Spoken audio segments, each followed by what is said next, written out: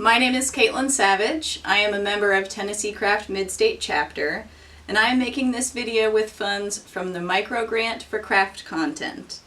Today I'm going to show you how I make a small vase on the banding wheel using the coiling and pinching method. So to get started, I just use a small slab. It's about 1/4 inch thick. Just attach that in the center of the banding wheel. And I use a needle tool to basically select how large I want the base to be. And I just spin my banding wheel, and I'm going to make this pretty small. So I just push my needle tool through to the bottom and cut away the excess, save my scraps. And now I have a nice symmetrical base to start with. So I'm just going to use a serrated rib and score the edge of my base. And I'm going to do the same to my first coil. Might be a little small, so kind of roll that out. Now I don't use slip when attaching my coils because I work with really soft clay already, and I find that if I add slip, it makes everything too wet and it doesn't allow me to work as quickly as I'd like to. So I'm just going to cut the end of this coil at an angle. And this base is maybe 2 inches thick, 2 inches wide rather. And I'm just going to press the coil down to attach it to the base. I'm going to cut the end at the opposite angle so that when the coils meet, they overlap and form a tight bond that way rather than cutting them flat to flat. That's really easy to dislodge. So I'm just going to smooth out that seam there on the outside and the inside. And then I'm going to use my index finger to just smooth and attach the coil to the base.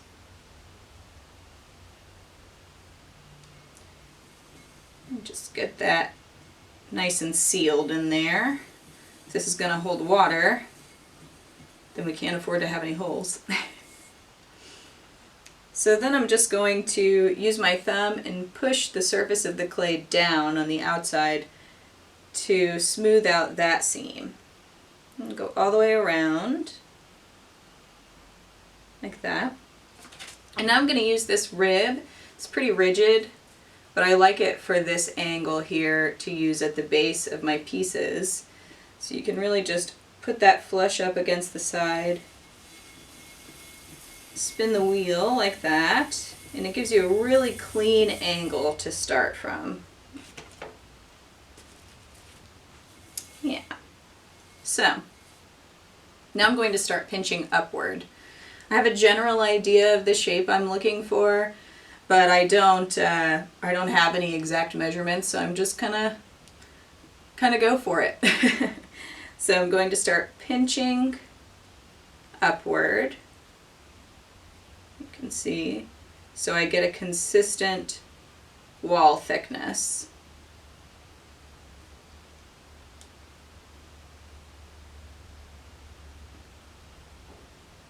And when I do that, I'm just kind of using my index fingers for support on the inside and pushing with my thumbs, kind of pushing up like that. Kind of straighten that out a little bit. And then I'm just going to score again and keep moving up. I'm just using a stoneware clay. I don't find that I need to add any grog to it or anything. It holds up well for this kind of work. So I just add the coil directly on top of the previous one. Cut that at an angle again.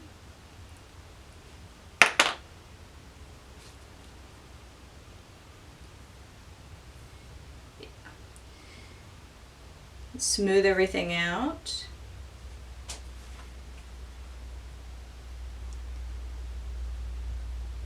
And now I'm just really attaching that seam on the inside, and then I'm going to smooth it out again. I do this at every level instead of waiting. I don't like to add several coils and then smooth. That's kind of just personal preference. You also have the option here to leave the outside with the coils exposed. That's kind of a nice texture to have on the outside and a nice contrast to have with the inside. I'm just kind of knitting these together. Yeah. So I kind of want this to come in a little bit more. So while I'm pinching, I'm not only pinching up, I'm going to pinch in a little bit all the way around. And that kind of gives you a colored effect. Can really bring that in. You see there.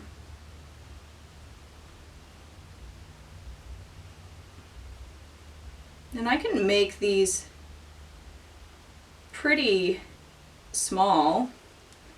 I guess it's just about how small you can make it until you can't get your fingers in there. And then maybe use a different tool. That's gonna work for me, I think.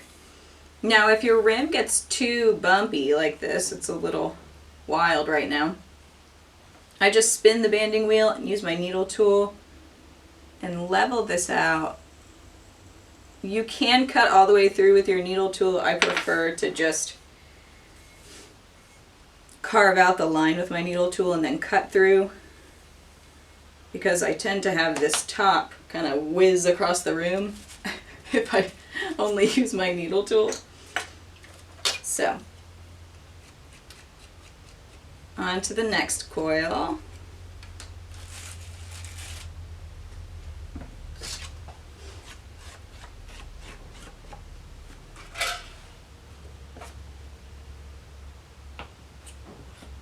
I use this method of working off the banding wheel from the base for all kinds of stuff.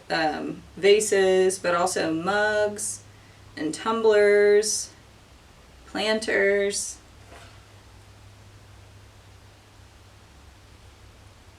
I really like this method.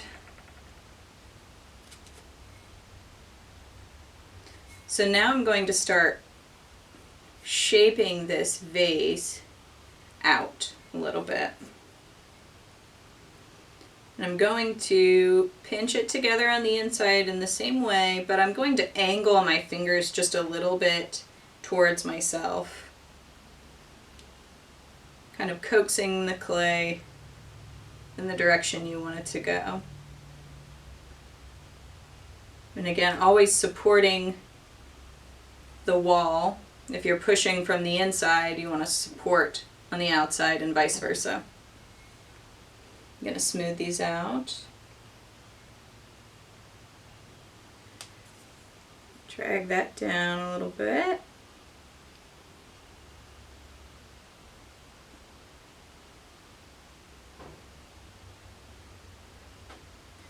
This method of making also gives me some texture on the surface that I like a lot.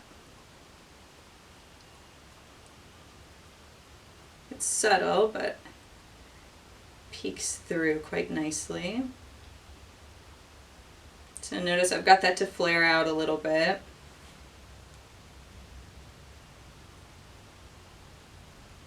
And if you want this smoother, all you have to do is use a rib or something and come in here, something with a curve on it, and just enhance that curve, kind of smooth that out.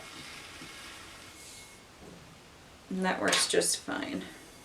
Too, if you're not interested in having so much texture, you can make this as smooth as you want, or as textured as you want.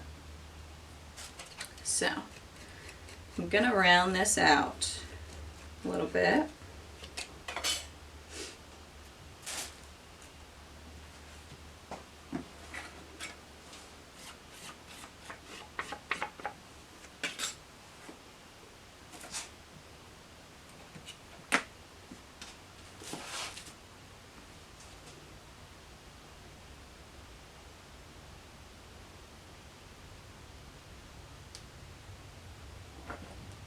I also find that if my clay is too dry to the point where I need to use slip to attach them, I have a harder time just using my hands to smooth out all these seams. And I don't really use that many tools. I kind of like just using my hands as much as possible. So you certainly could use coils that were a little more dry and use slip and use tools to smooth out these seams.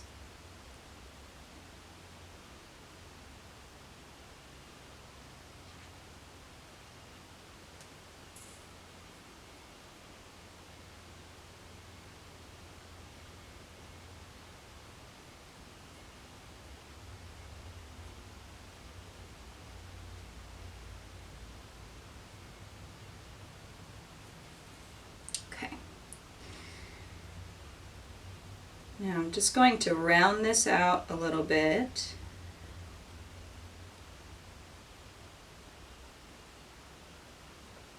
Get that. Kind of looks like a little drum right now. Occasionally I will use my thumb on the inside and support with my fingers to round things out if I need them to be pushed more outward from the inside. If I'm looking for this shape, that helps me a bit.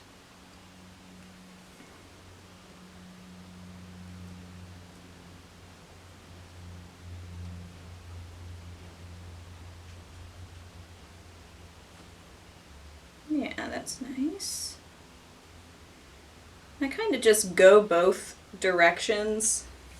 Gives me a chance to look at things from every angle and, you know, kind of give my dominant hand a break sometimes. If you're doing a lot of pinching, you can get a little tired in your wrist and fingers. So now I'm going to start tapering this in.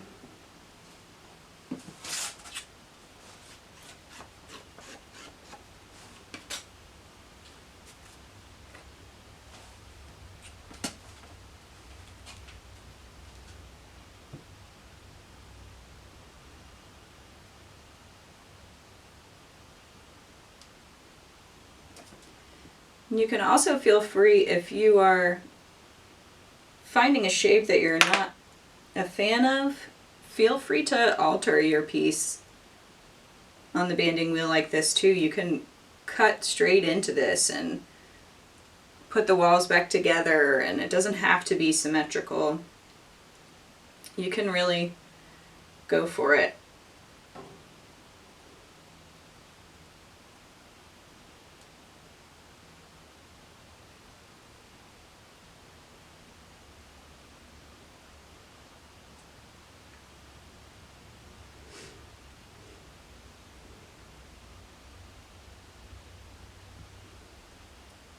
Almost to the end here.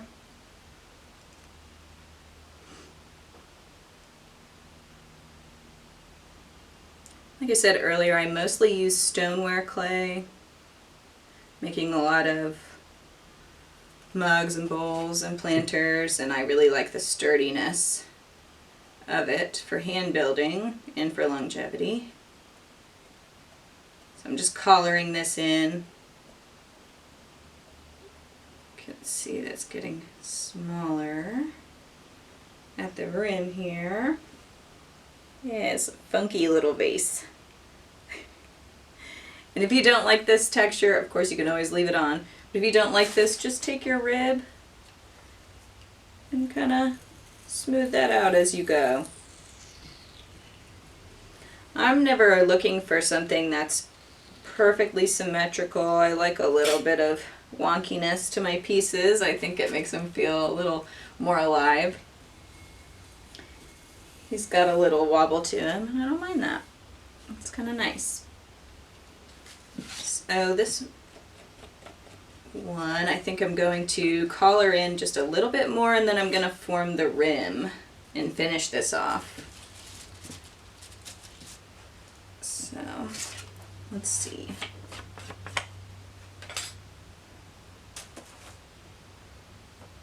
I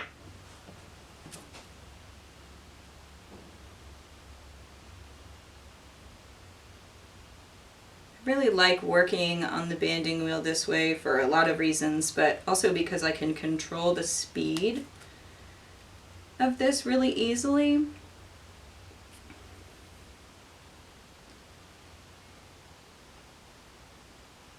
And it's stable, you know. I don't have to, like, say if I were using a pinch pot bottom, if I wanted to spin the wheel quickly to like get rid of a texture or something, it might shift all over the place. So, because this opening is so small now, I'm just going to put my first finger in and smooth that seam out with support from my thumb on the outside. I'm just going to go around and gotta work a little bit blind, but that's okay. Just going to smooth that out. And same technique on the outside, just using your thumb to smooth that.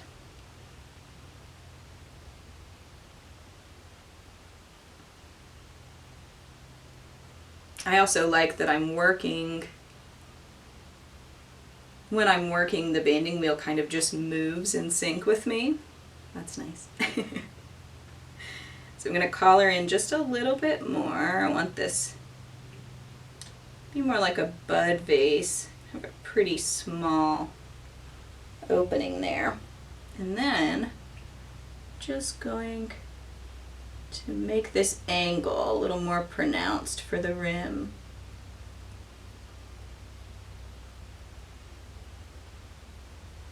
It's a fun little shape.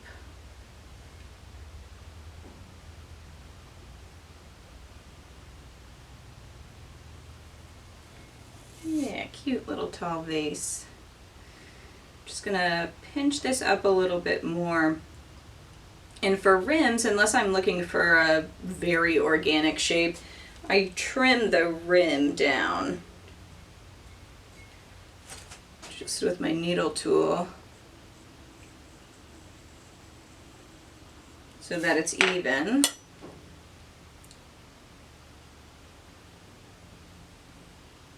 And it's a little scraggly right now, so I'm just going to gently pinch that away and give it a nice rounded lip there.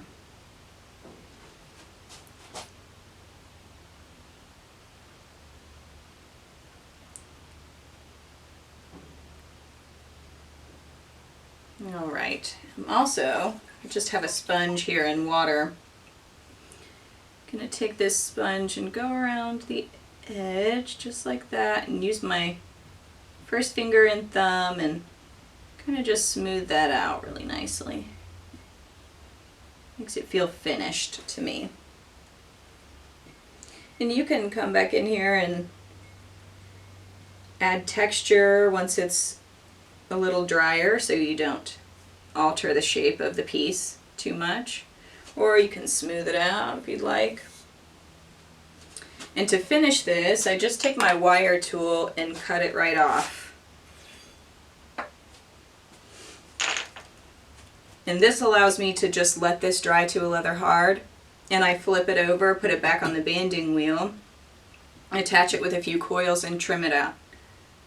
Trim out that bottom, give it a nice bevel. So there's that. That's a little vase for you. Thank you so much for tuning in. If you'd like to see some of my finished work or a little bit more of my process, again, my name is Kaitlin Savage. You can find me on Instagram, but I also have a website, and you can find me here.